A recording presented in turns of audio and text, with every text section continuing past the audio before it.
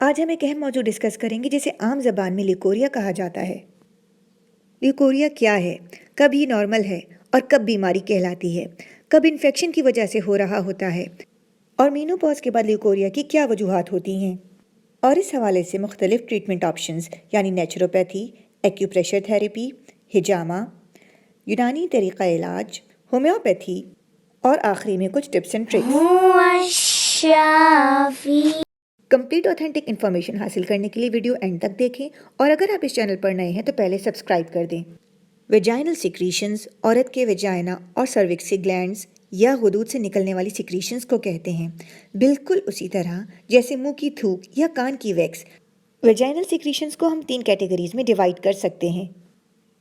Access normal discharge, جسے leucorrhoea بھی کہا جاتا ہے، ویجائنل انفیکشنز اور irregular abnormal bloody discharges other than periods۔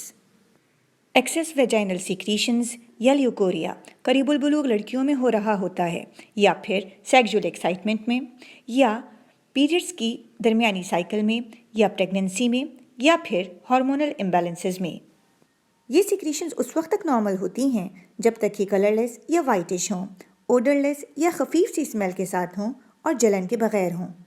اگر آپ کا ویجائنل ڈسچارج جلن اور چبھن کے ساتھ ہے اور اس کی رنگت اور اسمیل میں فرق ہے تو یہ بیماری کی علامت ہو سکتا ہے۔ اگر یہ سیکریشنز سفید پھٹے ہوئے دودھ کی مانند ہیں تو یہ فنگل انفیکشن ہو سکتا ہے اور پیشنٹ کو شدید جلن اور چبھن کا احساس ہوتا ہے۔ اگر یہ سیکریشنز گریئش ہیں، تیز بدبو یا فشی اسمیل کے ساتھ ہیں تو یہ بیکٹیریل انفیکشنز ہو سکتے ہیں، جسے بیکٹیریل ویجائنوسس کہتے ہیں۔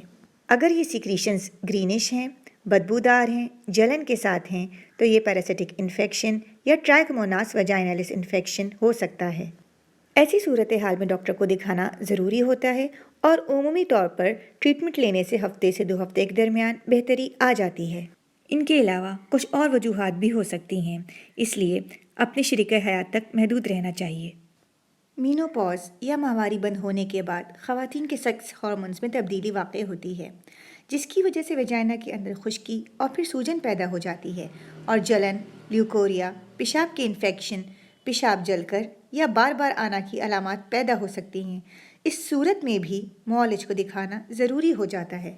ان خواتین میں بلڈ ٹینجڈ یا براؤنش ویجائنل ڈسچارج بھی ہو سکتا ہے، جو کبھی کبھار خطرے کی علامت ہو سکتا ہے۔ اب ہم ٹپس اینڈ ٹرکس پر بات کریں گے جو خاص طور پر فزیولوجک لیکوریا میں مفید ثابت ہوتی ہیں۔ نیچروپیتھی اس بارے میں کیا کہتی ہے؟ چینی کی جگہ گڑ، شہد یا مصری کا استعمال کیا جائے۔ پروسیسڈ کوکنگ آئلز کے بجائے سرسوں کا تیل یا اولیو آئل کا استعمال کیا جائے۔ سبزیوں اور پھلوں کا استعمال زیادہ کیا جائے۔ کھانا مٹی کے برتنوں میں بنایا جائے، اور اگر یہ مشکل ہو تو کم از کم پینے کا پانی مٹکے کا ہی استعمال کیا جائے۔ منرل واٹر کو ایوائڈ کیا جائے۔ یعنی آپ نے دیکھا کہ انسان کی پیدائش مٹی سے ہے اور انسان کا کھانا پینا بھی مٹی سے حاصل کیے ہوئے گنے، سرسوں، سبزیوں، پھلوں اور زمین سے حاصل کیے ہوئے پانی سے ہونا چاہیے۔ ملٹی وائٹامن انٹیک کے بجائے سبزیوں اور پھلوں کا استعمال کیا جائے۔ مچھلی کا استعمال کیا جائے۔ تخم یعنی بیجوں جیسے السی، سورج مکھی، تل، کدو کے بیج، سونف وغیرہ کا استعمال کیا جائے اور خشک میوہ جات کا استعمال کیا جائے۔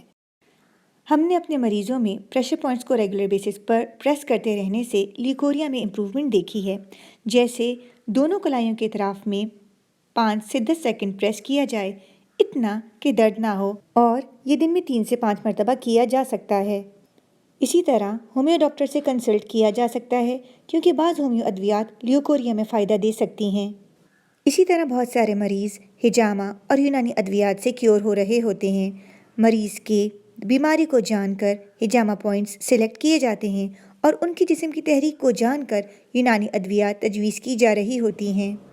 ریگولر ایکسرسائزز جیسے کہ یوگا بہت کارآمد ثابت ہوتی ہیں۔ Some other tips and tricks: use garments made up of pure fiber. Avoid wearing tight pants. Avoid using tissue wipes or perfume toilet paper. Sanitary pads should be changed as per requirement. Avoid douching. Water intake should be increased.